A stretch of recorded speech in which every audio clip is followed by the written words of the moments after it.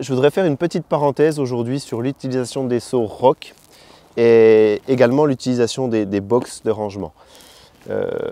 On recherche, nous, dans la plupart des cas, minimiser la place que va prendre le matériel dans les véhicules pour être le plus réactif possible quand on arrive au bord de l'eau.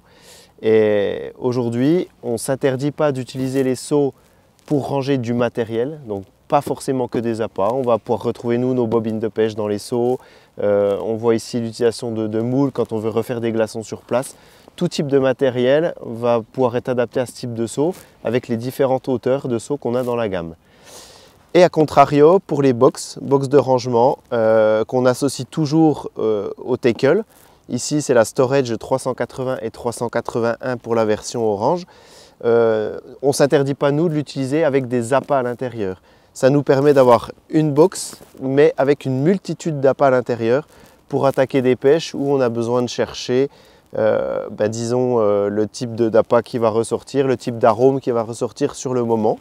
Donc ici, par exemple, cette box-là, nous, on l'utilise de plus en plus pour venir ranger des sticks.